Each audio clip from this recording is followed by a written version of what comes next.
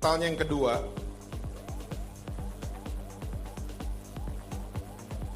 ayatnya yang ke-13 sampai dengan ayat yang ke-17, itu judul perikop di atasnya, Yesus menyucikan bait Allah. Alkitab berkata begini, ketika hari raya Paskah orang Yahudi sudah dekat, Yesus berangkat ke Yerusalem. Dalam bait suci didapatinya pedagang-pedagang lembu, kambing domba dan merpati, dan penukar-penukar uang duduk di situ. Ia membuat cambuk dari tali, lalu mengusir mereka semua dari bait suci dengan semua kambing domba dan lembu mereka. Uang penukar-penukar dihamburkannya ke tanah dan meja-meja mereka dibalikannya. Kepada pedagang-pedagang merpati ia berkata, ambil semuanya ini dari sini, jangan kamu membuat rumah Bapakku menjadi tempat berjualan. Maka teringatlah murid-muridnya bahwa ada tertulis, cinta untuk rumahmu menghanguskan aku. Saya percaya semua saudara sudah pernah membaca cerita ini, karena ini adalah salah satu cerita yang cukup terkenal di Alkitab saudara dan saya. Bahwa ini adalah sekali-kalinya Yesus marah. Ya. Dan dia marahnya itu menggunakan fisik. Fisik banget. Saudara bisa buktikan di ayat ke-15. Yang bikin cambuknya Yesus sendiri. Yang jungkir balikin meja Yesus sendiri. Ya. Yesus gak suruh Petrus, bikinin cambuk dong. Enggak sama sekali. Yesus gak suruh Yohanes, tolong jungkir balikin meja. Enggak sama sekali. Tapi dia bikin semuanya sendiri. Ini membuktikan bahwa hari itu dia marah luar biasa. Dan dia marah sama pedagang-pedagang. Nah pertanyaannya, Petrus itu nyangkal Yesus. Dan nyangkal adalah dosa yang mengerikan. Tapi apakah Petrus dicambuk sama Yesus? Jawabannya tidak. Yudas berkhianat sama Yesus. Apakah Yudas dijungkir balikin sama Yesus? Enggak. Ya, siapa yang paling nyebelin? Ahli Taurat dan orang Farisi. Mereka kalau bertanya, mereka selalu pengen menjatuhkan Yesus. Ya, tapi Yesus nggak pernah marah sampai sedemikian rupa sama ahli Taurat dan orang-orang Farisi. Nah, pertanyaannya sekali lagi, kenapa Yesus bisa segini marah sama pedagang-pedagang hari itu?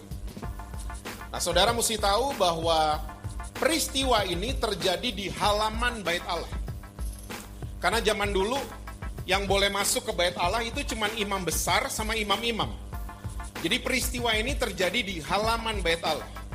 Dan saudara tolong ingat baik-baik, halaman bait Allah zaman itu punya fungsi untuk memperkenalkan Allah Yahweh ke bangsa-bangsa lain. Ya, tiba-tiba berubah fungsi. Jadi kayak pasar. Oke? Dan Yesus marah besar sama pedagang. Nah, ternyata kemarahan Yesus mau kirim sinyal untuk saudara dan saya hari ini dan untuk generasi mendatang. Bahwa pedagang di mana-mana selalu punya dua mentalitas. Mentalitas pedagang yang pertama adalah untung buat saya mana? Betul apa betul? Tidak ada pedagang yang cari rugi, nggak ada. Semua pedagang selalu cari untung. Gak ada proyek lagi rugi gitu, tiba-tiba ada pengusaha, I'm on it dong, saya ikutan proyek itu. Gak ada. Semua selalu pengen untung. Ingat baik-baik. Dalam sistem perdagangan, it's okay to do that. Gak apa-apa banget, karena itu sistem perdagangan. Tapi kalau mental seperti itu dibawa masuk ke tubuh Kristus, ke rumah Tuhan, ini yang bahaya. Dan tanpa kita sadari banyak orang Kristen di GSJS nggak ada. Pendekatan kita sama Tuhan adalah pendekatan untung dan rugi. Di sini nggak ada. Kalau untung saya datang, kalau untung saya rajin, pernah dengar? Kalau untung saya akan komitmen, kalau untung saya akan memberi lebih banyak. Tapi kalau rugi, kita bisa jawab masing-masing. Malam hari ini kita harus belajar dari teman-temannya Daniel. Namanya Sadrak, Mesak, dan Abednego. Mereka diperhadapkan sama perapian yang menyala-nyala, bahkan dipanaskan 7 kali lipat. Orang belum masuk aja udah mati. Tapi mereka komentarnya keren banget. Mereka ngomong gini, kami percaya Allah yang kami sembah sanggup melepaskan kami dari perapian yang menyala-nyala itu. Kalimat berikutnya keren, tapi jika tidak, kami nggak akan sujud sama patungnya Nebukadnezar. Nah begini, orang-orang seperti ini mereka nggak memberikan kondisi apapun sama Tuhan. Mau ditolong puji Tuhan, mau nggak ditolong, saya tetap cinta sama Tuhan. Lumayan ya, amin 7 orang. Nabi Habakuk, saudara bisa baca di Habakuk 3 ayat 17 dan 18. Ya, kalau pakai bahasa sekarang, walaupun nggak ada panen, ya, walaupun nggak menguntungkan, walaupun kebun anggur tidak berbuah, tapi saya akan tetap bersorak-sorai kepada Allah saya yang hidup. Ini orang nggak memberikan kondisi apapun sama Tuhan. Oke, ini yang pertama. Yang kedua, mentalitas pedagang yang kedua, pedagang selalu mau saingan sama toko sebelah. Betul apa betul? Toko sebelah tutup jam 4, kita jam 6 dong. Ya, toko sebelah parkiran buat 60 motor, kita buat 80 motor dong. Toko sebelah nggak ada layanan delivery, kita ada dong delivery. Sekali lagi dalam sistem perdagangan, it's very okay. Ya, tapi kalau gini-ginian dibawa masuk ke rumah Tuhan, ini yang ngeri ini. Makanya banyak orang Kristen waktu pelayanannya udah established, kita mulai lirik-lirik toko sebelah kan? Ya, gas dong, ya enggak kok. Dan itu kepengaruh sama orang-orang yang datang di dalam gereja. Kita kalau datang ke gereja, kita adu-aduan. Kita selalu merasa lebih tahu banyak ayat, lebih hafal banyak ayat, ya, lebih pinter dibanding yang lain, lebih kudus dibanding yang lain, memberi lebih dari yang lain, dan seterusnya. Persaingannya ngeri. Makanya abis Yesus marah, murid-muridnya Yesus teringat sama perkataannya pemazmur. Ayat 17, justru cintaku akan rumahmu, menghanguskan aku.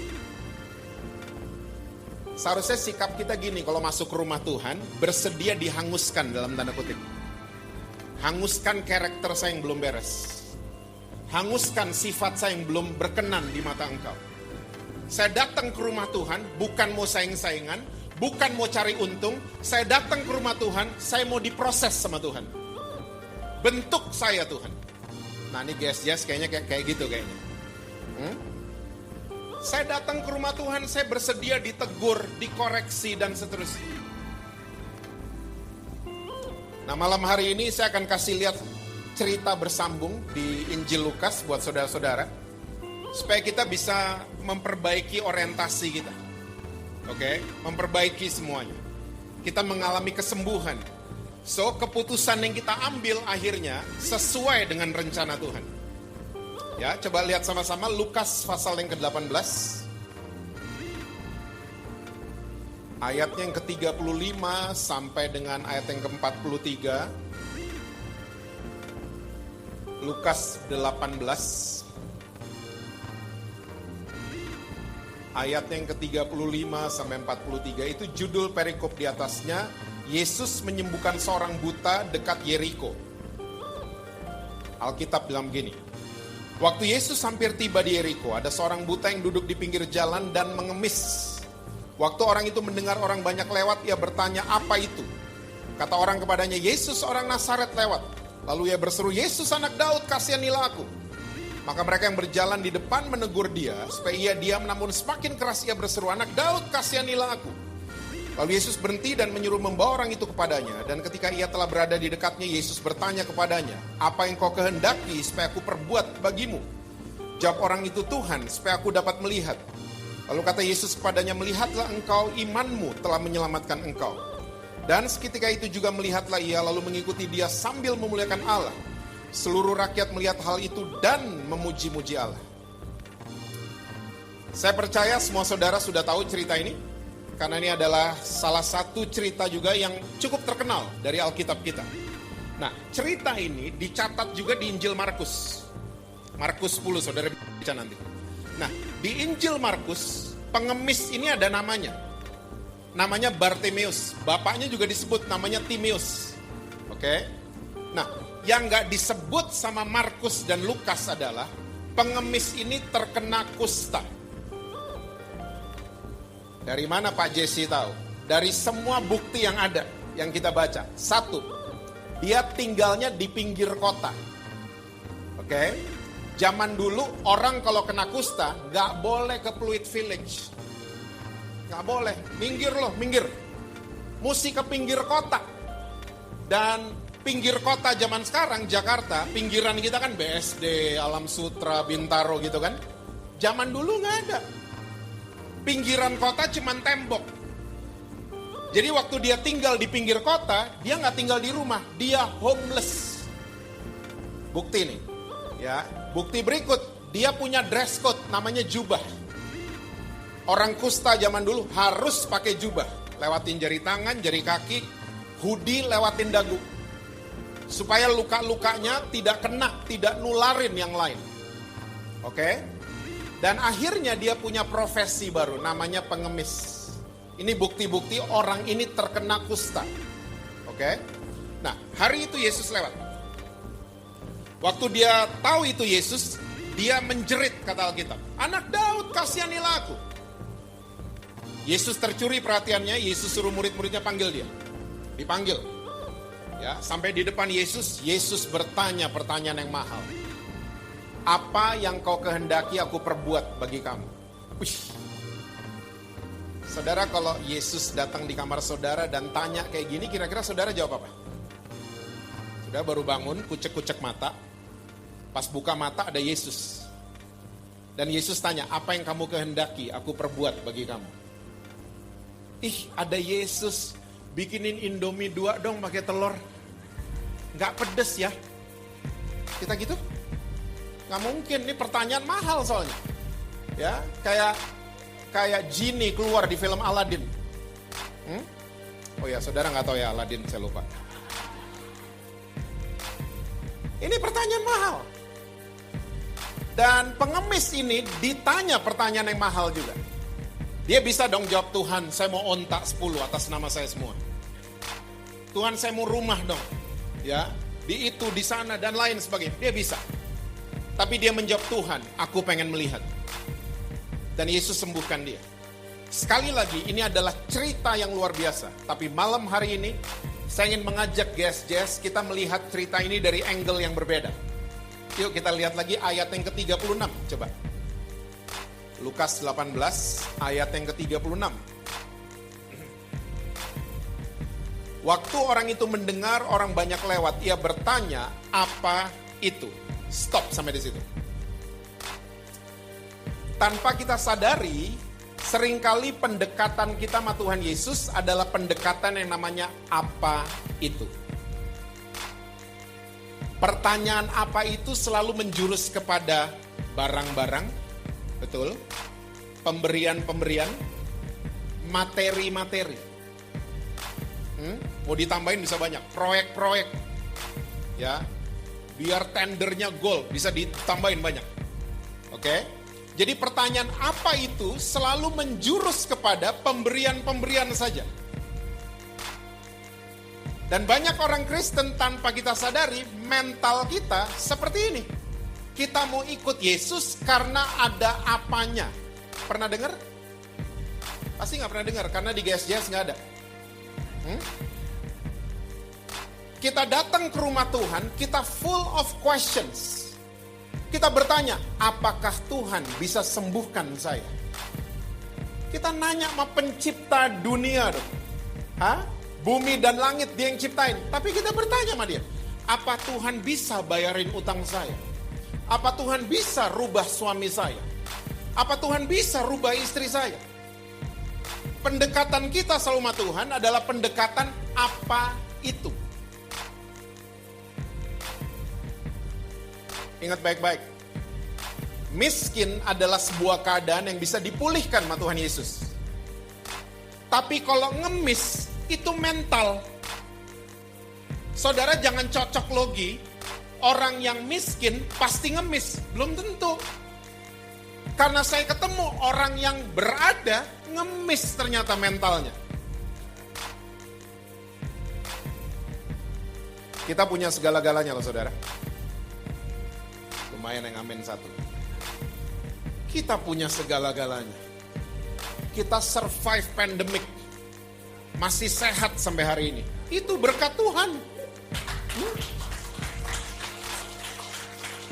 Kita masih ada nafas di hidung. Masih bangun tadi pagi loh. Sehat, bisa naik ke lantai 3 di mall ini. Saudara pikir itu apa? Kita bisa tidur nyenyak every night. Saudara pernah ketemu orang insomnia? Kasian loh. Kita bisa tidur nyenyak, ya ampun. Gak effort. Tutup mata, tek, langsung. Bangun-bangun udah jam 7 pagi. Yang goes setengah 5 pagi. Itu semua berkat Tuhan. Tapi gak tahu kenapa kalau datang ke gereja, ya ikut pelayanan, mental kita langsung ngemis. Selalu cuman mau pemberian saja.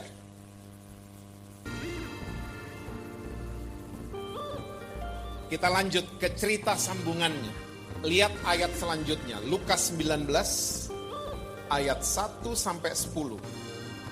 Judul perikopnya Sakeus. Lukas 19 ayat 1 sampai 10. Yesus masuk ke kota Yeriko, tadi di pinggir kota Yeriko kan? Sekarang dia masuk. Ini cerita bersambung. Yesus masuk ke kota Yeriko dan berjalan terus melintasi kota itu. Di situ ada seorang bernama Sakeus, kepala pemungut cukai. Dan ia seorang yang kaya. Ia berusaha untuk melihat orang apakah Yesus itu, tapi ia tidak berhasil karena orang banyak, sebab badannya pendek.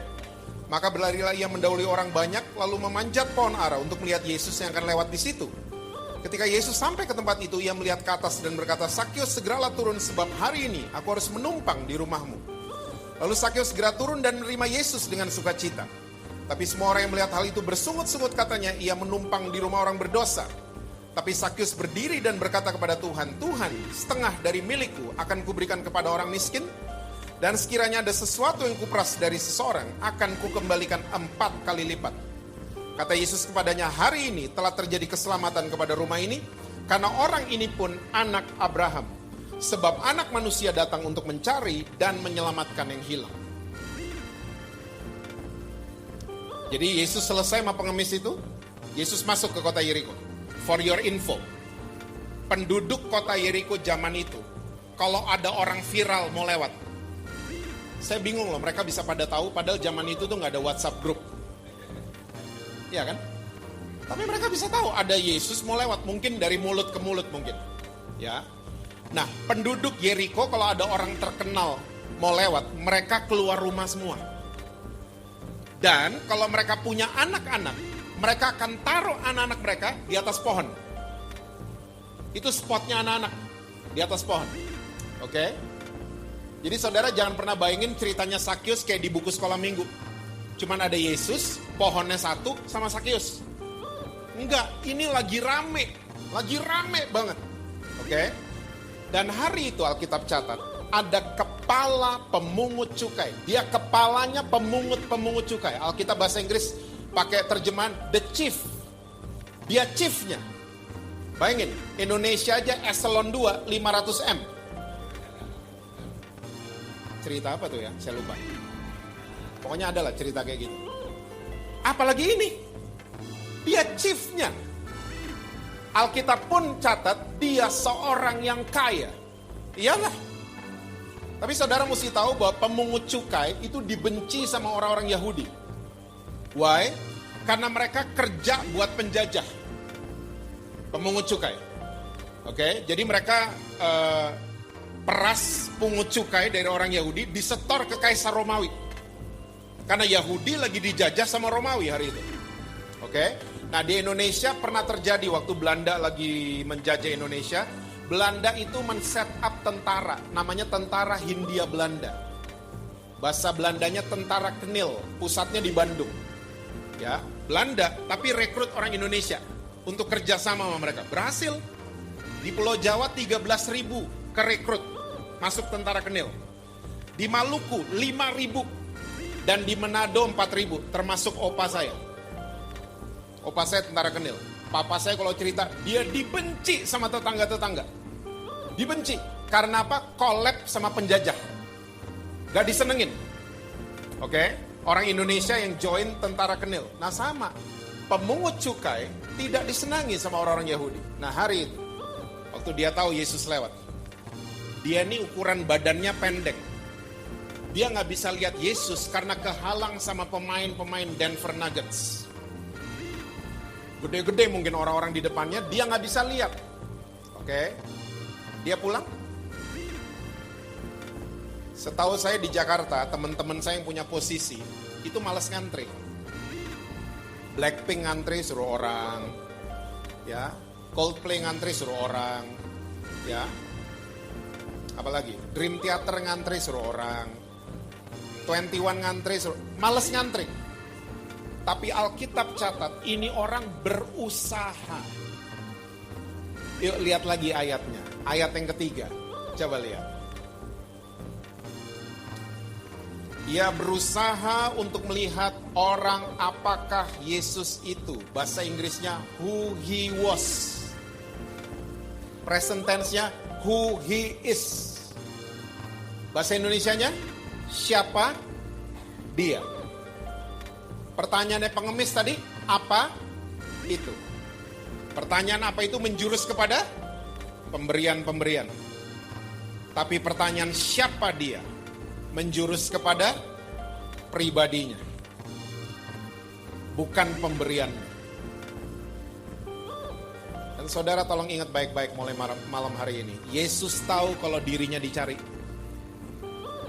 Yesus tahu, makanya jangan pernah stop cari Tuhan Yesus. Saudara mau jatuh dalam dosa, cari pertama kali Tuhan Yesus. Jangan cari yang lain. Cari Tuhan Yesus pertama kali. Karena Tuhan punya nature dari Taman Eden sampai hari ini, itu selalu mencari yang nyasar. Mencari yang terhilang, betul. Jadi kalau kita mencari, saudara pernah melakukan aktivitas pencarian? Pernah lah, di 2 tempat biasanya. Supermarket sama restoran. Betul ya? Kita masuk supermarket, merek shampoo banyak di sana. Tapi kita akan beli yang relate sama kita. Yang cocok sama kita. Yang menjawab kebutuhan kita. Restoran juga sama. Restoran menunya banyak, tapi kita akan pilih makanan yang nyambung sama kita. Yang cocok sama lidah kita. Nah sama, Yesus punya nature, itu selalu mencari. Kalau kita cari dia, satu frekuensi. Wih, makanya pohonnya Sakius yang didatengin. Ya, ingat loh, ini lagi rame. Dan kalau lihat sekelebat mata, Sakius kayak anak-anak ukuran badannya kan. Tapi pohonnya Sakius yang didatengin. Yesus langsung komentar, Sakius turun. Sebab hari ini aku harus doa semalam suntuk di rumahmu. Gitu. Kalau saudara baca baik-baik ceritanya, Yesus sebenarnya ngomongnya gini. Sakius segera turun sebab hari ini aku harus nginep di rumahmu. Sakius segera turun dengan senangnya. Dia sambut Yesus dengan sukacita. Orang yang mencibir kan selalu. Orang berdosa, kalau orang yang dibuang sama masyarakat, kalau dideketin Yesus, yang lain mencibir. Biasanya gitu. Sampai hari ini gitu kok. Tahu nggak? Oke, sampai di rumah. Lagi di rumah Sakius, Sakius berdiri. Sakius mesti banyak berdiri, saudara. Karena ukuran badan. Dia berdiri dan he made announcement. Ya, dia kasih pengumuman, Tuhan, setengah dari asetku saya akan kasih ke orang miskin, bukan kasih ke pengemis ya. Kasih ke orang miskin. Kalau Sakius punya istri, mungkin istrinya udah ngomong, Beb, udah ya Beb. Udah setengah habis loh Beb. Masih koma ternyata. Dan kalau aku pernah peras orang lain, saya akan kembalikan 4 kali lipat. Wow, Yesus langsung komentar, salvation just came to this house. Lihat, orang yang mengalami perjumpaan pribadi, orang yang ketemu sama pribadinya, Yesus, ya, justru punya intention untuk memberi, bukan ngemis. Halo? Karena saudara mesti percaya, when we have Jesus, we have everything. Saudara dapat pemberian, saudara belum tentu ketemu pemberinya. Tapi waktu saudara ketemu sama pemberinya, itu include sama pemberian. Makanya yang dicari, orientasi kita jangan pemberian. Pemberinya dong yang dicari. Motif kita nih mesti diganti orientasinya. Datang ke gereja bukannya cari untung ini dan lain sebagainya. Karena besok ada tender gereja dulu, doa malam dulu. Gak gitu. Apapun yang Tuhan kasih, saya tetap cinta sama Tuhan Yesus. 3, saya mau bahas buat saudara dengan cepat. Orientasinya Sakyus berubah. Yang pertama, dari mengejar keuntungan jasmani, dia jadi ngejar keuntungan rohani. Keuntungan rohani mesti dikejar. Nanti jasmani akan mengikuti. Lumayan yang amin 2. Yesus udah kasih resep kehidupan kan? Carilah dahulu kerajaan Allah dan kebenarannya, rohani untung, maka semua akan ditambahkan buat kamu. Jasmani akan mengikuti, jangan dibalik. Orang yang orientasinya ngemis, selalu pengen ngejar keuntungan jasmani. Nanti kalau jasmani untung, Pastor Andrew, saya akan komit kok. Kebalik kan? Rohani mesti untung. Kalau masih kepahitan, rohani mesti untung. Diberesin kepahitannya.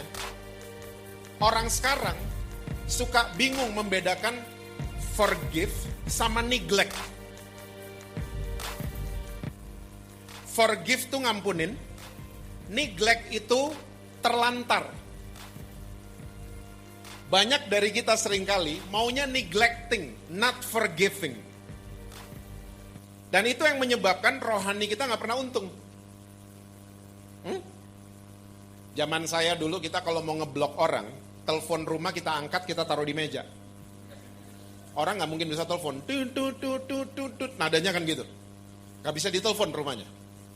Nah sekarang ya, ngeblok orang istilahnya banyak banget sekarang. Unfriend, unfollow, mute. Nah ternyata ini semua waktu diselidiki, ini semua adalah neglecting. Dan kita kalau pahit sama orang, kita gini kan sekarang. Kok belaga lupa? Kita unfollow, kita unfriend, ya supaya nggak kelihatan di unfriend, di mute, ya. Ternyata kita cuma neglect, yes nggak lihat orangnya, tapi waktu kita lihat muka orang itu, ternyata kita belum sembuh. Kita ternyata cuma neglecting, not forgiving.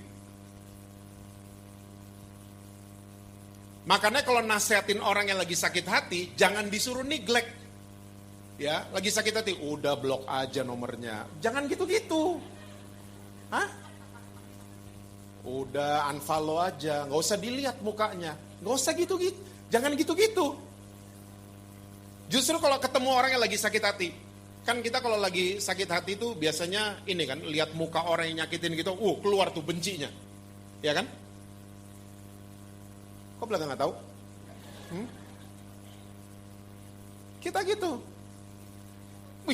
Nah, waktu benci itu lagi keluar, sama mantan suami lah, sama mantan istri lah, sama orang yang nipu saudara lah, bilang gini, Tuhan, saya mau ampuni dia. Karena forgiveness is a process. Forgiveness is not happening overnight. Kita ngampunin besoknya langsung sembuh gitu, pulih. Enggak. Forgiveness itu proses. Makanya kalau lagi benci itu keluar, nah nangkalnya tuh begitu. Tuhan, saya lepaskan pengampunan buat orang itu. Sampai satu hari itu orang muncul mukanya, saudara biasa aja. Nah saudara udah sembuh artinya. Ya. Selama saya udah lupa. Muncul mukanya, ternyata kita masih betanduk. Karena yang kita praktekkan bukan ngejar keuntungan rohani. Kita cuma neglect, ya, terlantarin doang. Biarin aja, ignore. Kejar keuntungan rohani. sampai keuntungan jasmani akan mengikuti langkah saudara. Orientasi. Yang kedua, matematikanya Sakyus berubah. Saudara mesti tahu matematikanya perjanjian lama semenjak hukum Taurat disahkan. Itu matematikanya jadi linear, ilmu pasti. Ya. Kita baik Tuhan sayang, kita jahat Tuhan hukum, pasti. 2 tambah 2 4. Yang jawab 3,9 tidak lulus. Karena ilmu pasti. Dan kita kayaknya bisa nebak Tuhan. Karena matematika kita Gramedia banget. Gunung Agung aja deh yang dibahas karena mau tutup. Matematika kita Gunung Agung banget. 2 tambah 2 4. Dan itu kebawa sampai hari ini kepada orang-orang Kristen. Kita kalau ada hal gak enak terjadi, kita selalu berpikir kita lagi dihukum sama Tuhan. Hah? Gak ingat? Keselak durikan, ini pasti karena gak doa malam. Hah? Sakit, ini pasti saya lagi dihukum sama Tuhan. Pokoknya ada hal gak enak terjadi, kita mikir kita selalu dihukum sama Tuhan. Kenapa seperti itu? Karena matematika kita salah. Saudara pernah lihat matematikanya perjanjian baru? 5 tambah 2 sama dengan 5.000 surplus 12. Ini matematika tidak ada di Gunung Agung. Adanya di Gunung Mulia atau Immanuel.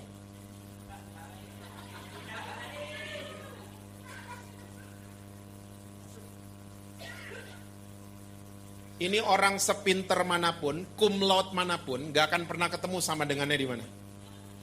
Gak akan pernah ketemu. Orang sepinter manapun gak akan pernah ketemu. Bukti berikut, pernah baca cerita janda masuk ke bait Allah kasih 2 peser uang? Yesus bilang itu persembahan paling besar. Loh, ngitungnya tuh gimana? Hah? Kalau Yesus kepala cabang bank hari ini, dipecat pasti Yesus. Kok nasabah paling kecil lo bela-belain? Coba. Donatur yang hari itu udah nyumbang jutaan dolar. Tersinggung sama Yesus? Enak aja tuh gondrong, gue udah ngasih jutaan dolar. Dibilang janda itu lagi. Orang kesel pasti. Bukti berikut. Pernah baca tentang pengerja kebun anggur? Ada yang datang pagi, datang siang, datang sore. Dibayarnya? Melanggar undang-undang tenaga kerja. Paling gak jelas hitungannya adalah sebelahnya Yesus di atas kayu salib. Oh, ini super gak jelas. Orang zaman dulu kalau sampai disalib, dia ini penjahat kelas kakap. Bunuh orang, ngerampok, perkosa mungkin, dan lain sebagainya. Ketangkep pengadilan dihukum mati. Dia bukan maling Indomaret. Jahat loh nih orang.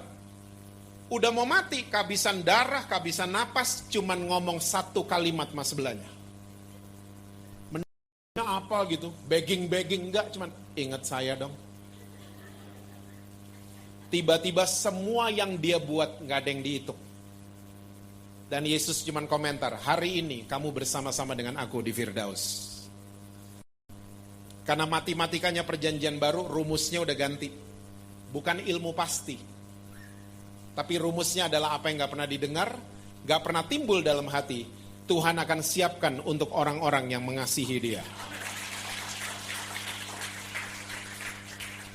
Sayang dong sama Tuhan, sayang sama pemberiannya. Bukan sama pemberiannya aja. Sayang sama pribadinya, kita makin ngerti apa yang dia buat nanti. Amin. Yang terakhir, orientasinya Sakyus. Dengan dia bilang saya mau kasih set saya ke orang miskin. Berarti Sakyus yang ketiga nih, dia lagi welcoming process to his life. Ingat, kalau Tuhan proses, bukan Tuhan hukum. Bukan. Tuhan proses karena Tuhan sayang. Bukan dihukum saudara, bukan. Ya. Jadi kalau proses datang, mesti disambut. Susah nih amennya kayaknya. Proses datang disambut dong. Bilang Tuhan terima kasih, saya dipilih sama Tuhan untuk menyelesaikan masalah ini. Lumayan yang amen 1. Ya. Saudara mesti percaya, masalah selalu sepaket dengan jalan keluar. 1 Korintus 10 kan, ayat 13, baca nanti di rumah. Masalah sepaket sama jalan keluar. Terus ngapain Tuhan kasih masalah? Berarti Tuhan mau merubah kita, bukan masalahnya. Saudara pikir Tuhan tuh gampang bikin debt kolektor nggak nyampe di rumah saudara? Gampang. Hah? Motornya olinya dibocorin sama Tuhan, bisa. Tapi Tuhan izinkan dia sampai ke rumah saudara. Bukan masalahnya mau dirubah, kita mau dirubah. Makanya kalau ada masalah, berdoalah dari posisi ujian. Yang punya anak, kalau anak-anak mau ujian, kita berdoanya gimana? Tuhan, kami percaya dia akan bisa melakukan ujian dan dia akan naik kelas. Betul? Oh, nggak punya anak semua ya? Hah? Kita kalau anak mau ujian, kita doanya gitu. Nggak ada orang tua anaknya mau ulangan umum, mau UAS, kita, Tuhan kami berdoa dia akan tinggal kelas. Nggak ada. Kita berdoa dia akan naik kelas. Kita percaya padahal dia kerjanya main tuh anak. Tapi kita berdoa Tuhan dia akan naik kelas. Nah kenapa kalau ada ujian di sekolah kehidupan, doanya nggak gitu? Kita selalu doa dari posisi kalah, merasa dihukum. Tuhan, ampun Tuhan, saya orang tua yang buruk. Saya begini, saya begitu. Seharusnya doa dari posisi ujian, karena Tuhan kasih ujian. Iblis kasih cobaan. Cobaan gunanya untuk turun kelas. Ujian gunanya supaya kita naik kelas. Makanya di Indonesia adanya ujian nasional, bukan cobaan nasional. Dan kalau lagi ujian, jangan lagi doa, Tuhan kok Tuhan diemin saya. Jangan doa kayak gitu. Karena di mana-mana kalau lagi ujian, dosennya diem.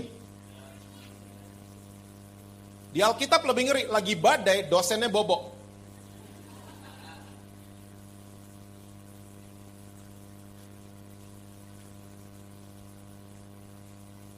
Kurang-kuranginlah doa-doa Yabes itu.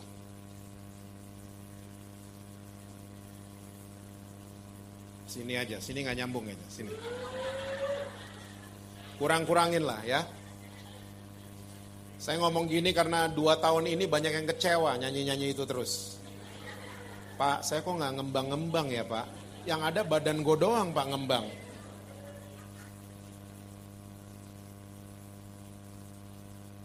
Mendingan naikkan doanya Paulus, lebih keren. Efesus 3 ayat 20 dan 21. Nggak usah dibuka, percaya aja sama saya. Bagi dia yang sanggup melakukan jauh dari yang kami pikirkan dan yang kami doakan. Lebih keren nih doa. Daripada minta ngembang kanan kiri ngembang. Gak pernah ngembang. Doanya Paulus. Itu artinya saudara minta mercy, dapatnya Grand Max. Grand Max sudah jauh. Gimana doanya tadi? Bagi dia yang sanggup melakukan jauh dari yang kami pikirkan dan yang kami doakan. Yang kami pikirkan dan doakan mercy kan? Tiba-tiba dapatnya Grand Max. Grand Max berarti sudah jauh.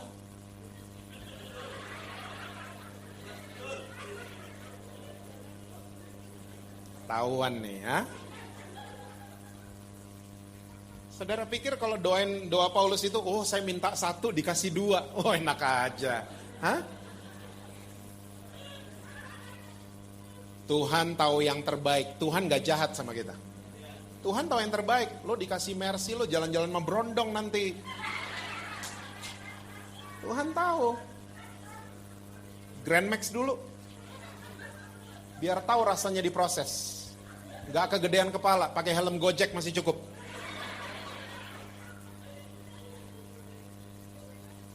Itu Tuhan. Jadi kalau doa hasilnya lain, thank you, berarti itu udah jauh. Dari yang kita pikirkan dan yang kita, berarti itu yang Tuhan mau.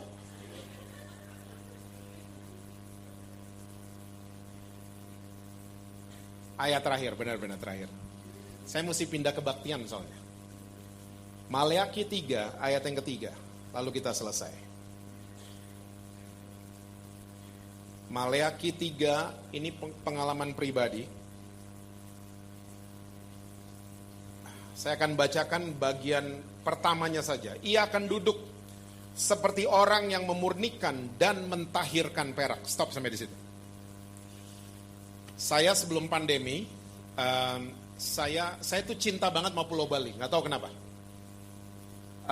Kalau lihat orang-orang atau teman-teman saya lagi di Eropa lah, di mana, saya biasa-biasa aja. Tapi ngelihat temen lagi di Bali, saya iri hati loh. Kok saya nggak ada di sana ya? Gitu. Nah, saya cinta banget sama Bali. Nah, sebelum pandemi, saya ke satu daerah namanya Kapal di Bali. Nah, ini adalah daerah yang isinya tuh tempat pengrajin perak. Nah, satu kali saya datang di situ sebelum pandemi ini. Tiba-tiba ada asbak, keren banget asbaknya.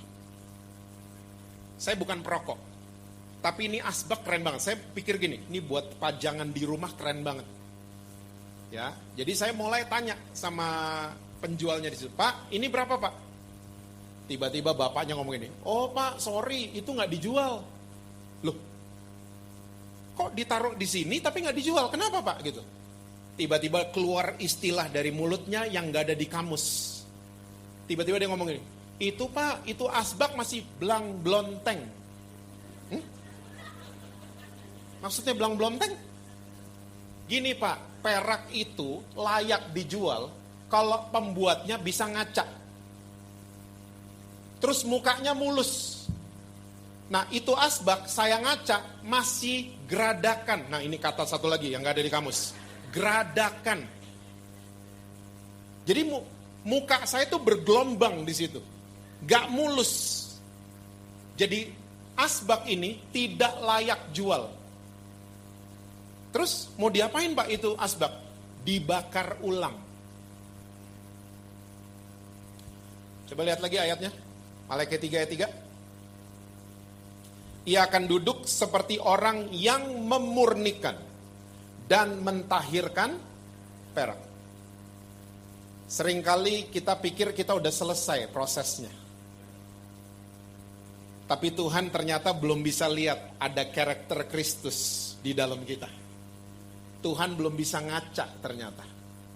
Kita pikir udah dong, udah lama kan? Ternyata masih ada yang belum. Dibakar ulang, panas kan? Kalau lagi proses, emosian ya? Kok belaga lupa? Gampang tersinggung, segala macam jadi panas kayaknya. Nah makanya orientasinya dirubah. Kalau lagi panas, kita lagi dibakar ulang. Supaya kita yang berubah. Jangan nuntut orang yang berubah. Wah ini khotbah seharusnya buat suami gue nih. Jangan gitu-gitu. Ini buat saya Tuhan. Semua yang saya dengar ini buat saya. Sampai akhirnya Kristus bisa ngaca di karakter kita. Mukanya gak belang blonteng dan geradakan. Mukanya mulus. Nah ini yang dimaksud dengan jadi serupa dengan Kristus. Bukan serupa dengan dunia. Makanya Tuhan proses kita. Oke, jadi kalau diproses mengucap syukur, bukan dihukum. Ya, doalah dari posisi ujian, bukan dari posisi cobaan. Ya, saya percaya saudara-saudara akan naik kelas dan terus naik kelas sampai kita jadi serupa dengan Kristus. Orientasi dirubah. Ya, when we have Jesus, we have everything. Tuhan berkati saudara-saudara semua. Saya minta dengan hormat Pastor Andrew